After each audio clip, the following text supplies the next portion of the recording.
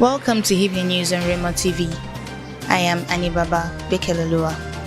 On national news, some Nigerians have supported the President Major General Muhammadu Buhari by holding prayers for him and Nigeria at the Nigeria House in London.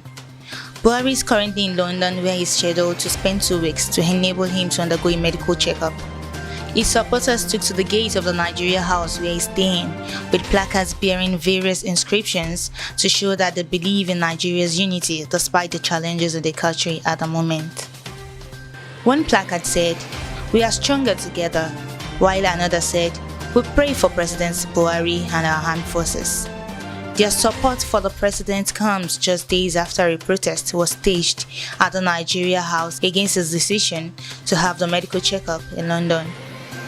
According to the leader of the protest, former President aide Reno Omokri, he left Nigeria on the day that doctors began their strike. He's not building hospitals for people, yet he comes here to enjoy the best in a country that has law and order. Why can't he do that in his country? Omokri asked. He continued, his children all schooled here in England. He has not built a single school for Nigerians. If they are sick, they all come here.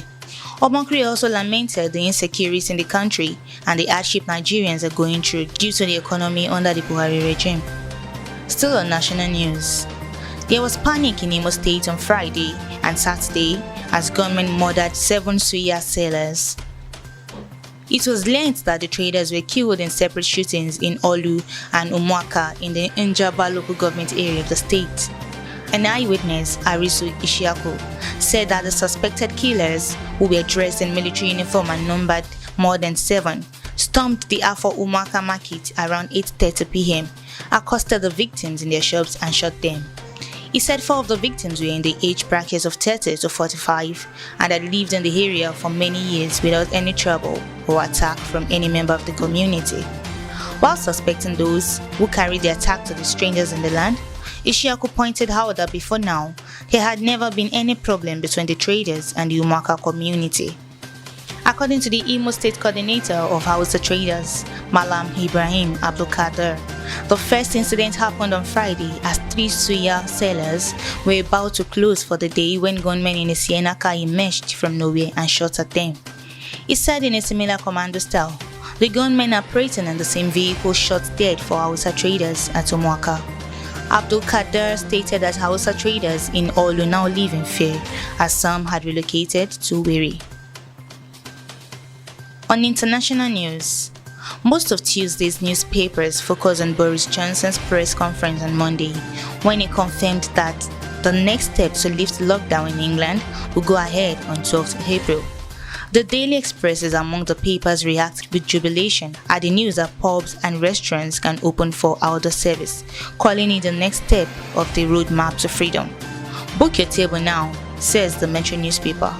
It says the fall in infections, hospitalizations, and deaths mean the next big step out of lockdown can go ahead. It quotes the Prime Minister as saying he will be going to the pub and cautiously but irreversibly raising a pint of beer to my lips. The prospect of the vaccine passport also features in the I newspaper's front page report. According to the government's report published on Monday, the idea of COVID status certification is likely to become a feature of our lives until the threat from the pandemic subsides, the paper says. Next on sport news. The Reds were beaten 3-1 in the 2018 final, the last time they met in the competition. In that game, Mohamed Salah was injured by a challenge from Sergio Ramos and left the field in tears. My motivation is at the highest level because it's the Champions League, said Klopp. This has nothing to do with 2018, but when I got the draw, because it's the first time we played Real Madrid since then, of course I remembered the game.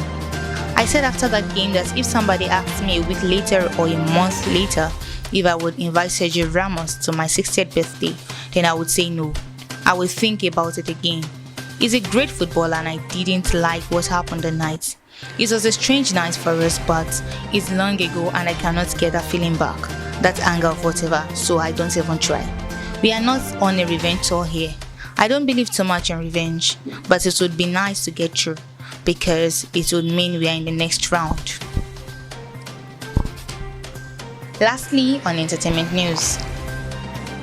Funke Akindele on her page posted a write-up stating that those who looked down on her would be regretting now. She said, "Don't look down on anyone. They will surely be the next big thing. Those who looked down on me back then would surely be like had I known. Don't stop supporting peeps even when some are ungrateful. Just know how and when to draw the line. We are all on earth for a purpose. So those being looked down on, keep doing your thing. Keep working like no one is watching. One day you will get a big yes that will take you to the next big level.